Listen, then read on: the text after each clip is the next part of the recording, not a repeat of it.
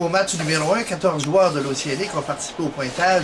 Seulement 7 l'ont fait aujourd'hui, mais les résultats sont sensiblement les mêmes. 8-2 hier pour l'Océanique, 5-1 aujourd'hui pour l'Océanique contre l'équipe des Saguenay-Chicoutimi, dont le seul but est survenu après 17 secondes en troisième période, alors qu'ils profitaient d'un avantage numérique. Presque un copier-coller avec le match d'hier. Sauf qu'au début du match, les 10 premières minutes, le momentum appartenait définitivement aux Saguenay-Chicoutimi et c'est le brio de Maxime Goujon qui a empêché les Sags de prendre une avance de 1 ou 2-0, ce qui aurait été un tout autre match.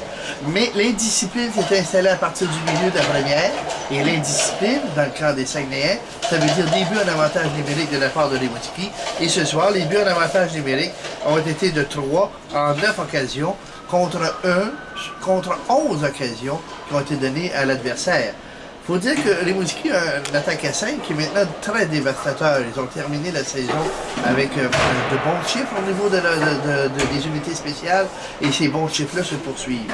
Il reste quand même que sur la grande glace olympique à Chicoutimi, j'ai hâte de voir comment les matchs vont se jouer parce que c'est un petit peu plus grand, donc on a plus de coups de patin à donner pour aller donner des mises en échec à l'adversaire. Ce qui était un peu déplaisant, c'est qu'en troisième période, on a tiré la sauce absolument pour rien. Beaucoup d'étirements après les coups de sifflet, des gants au visage, des bâtons dans les jambes, des paroles déplacées. Bon, ça fait en sorte que si tu as des joueurs qui sont fragiles, comme les principaux visés dans l'Océanique, c'est Kevin Veilleux, Patrice Cormier, Cornet, Boudreau. On espère toujours leur faire perdre les nerfs, mais finalement, on n'a pas vu ça aujourd'hui, même s'il y a eu 10 minutes de mauvaise conduite qui ont été données. 10 minutes de mauvaise conduite en deuxième à Logan McMillan, qui a passé totalement inaperçu, je m'en étais même pas aperçu. Lui, il s'est battu contre Mathieu Tousignan. Tousignan a voulu l'affronter, mais ils se sont affrontés, mais je pense que Tousignan va y penser pendant 48 heures. Parce que c'est une accord technique en faveur de Logan McMillan. Ça, c'est une vieille rivalité du temps que les deux jouaient dans la division des maritimes.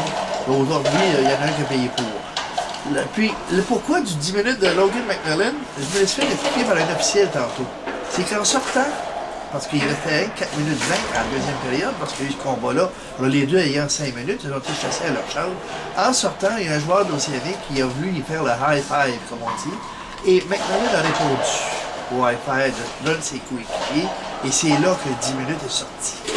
Si c'est ça, il y a un arbitre des maritimes qui aura avantage à aller lire dans le livre de règlement la définition du mot jugement. Hein? Ça, là, parce que c'est supposé être 30% de livre puis 70% de jugement. Donner un 10 minutes pour ça, ça vaut pas cher à la tonne. Kevin Veilleux est copié de 2 10 minutes aujourd'hui. Le premier, je m'en rappelle pas, c'est un 10 minutes parce qu'il s'est battu et le chandail était pas attaché, la gagne en arrière. Alors 10 minutes pour croire illégal d'un chandail. Le deuxième, en tout cas, pour l'instant, Clément Jaudoin ne comprend pas. J'espère que d'ici à l'entraînement de lundi, lorsqu'on va le voir, qu'il va retrouver.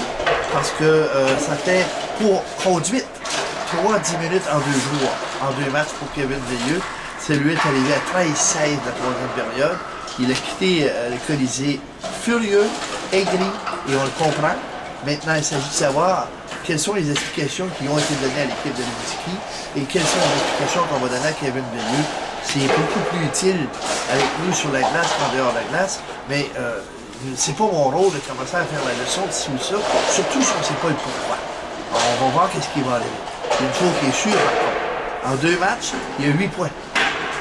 Ça veut dire que le gars, il est très utile, et c'est peut-être ça, on veut se débarrasser peut-être dans le camp des Saguenayens, et c'est pour ça qu'on tente de le chercher, puis qu'on le trouve. Ben, on veut à ce moment-là enlever le meilleur joueur, ou le quasi-meilleur, que Richard Martel dit que c'est le meilleur. Alors on verra, c'est même c'est le meilleur de la Ligue. Mais ça devra... Que là, il s'en va à Chicoutimi, mais là-bas, il n'y aura pas à foule sur son bord, alors il va trouver de se munir d'une carapace. Les buts pour Rimouski, Sébastien Piché, sur un tic-tac-toe parfait. En avantage numérique. Ensuite, Marc-André Bourdon. Hier, il avait l'air un petit peu perdu. Hein? Sa game shape n'était pas là. Il n'a pas joué depuis un mois. Aujourd'hui, il semble que sa game shape n'est peut-être pas tout à fait à 100%, mais en tout cas, il est allé sur les 15. Olivier Fortier en a 2. Le capitaine est en feu. Et comment il s'appelle Cornet? Philippe Cornet a l'autre but. Alors, ça a été quand même, au niveau offensif, très bien.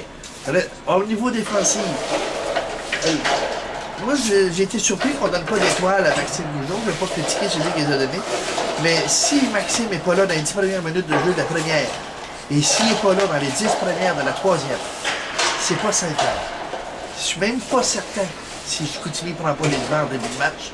Et à ce moment-là, on n'a pas la même rencontre. Chapeau à Maxime Goujon. Il fait le travail pour lequel on l'a gardé à Rimouski. Et je pense qu'il est parti. On dit que c'est un gardien de but de série. Pour l'instant, il nous montre exactement ça. Sa mitaine en troisième, à une coupe de reprise, était absolument extraordinaire. Alors, ça va être à surveiller. Pointage final, c'est 5-1 pour Rimouski. Les lancers au total, c'est 39 à 26. Je pense, ou en tout cas, ne bougez pas, je vous donne ça. 36 à 29 pour Rimouski. C'est important. On a gardé François Lévesque dans les buts tout le match aujourd'hui pour Chicoutimi. Et là, on s'en va à Chicoutimi pour 2.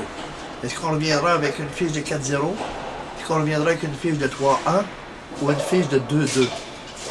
Ah, vous allez dire, il est défaitiste? Non, il faut être réaliste. Quand on va sur l'autre patinoire, on s'est fait battre 3 fois là-bas. Et à vie, on est déficitaire très largement sur la date des 5 minutes. Alors, il y a beaucoup de choses à penser d'ici au match numéro 3. Voyage Arthur au Colisée de Rimouski.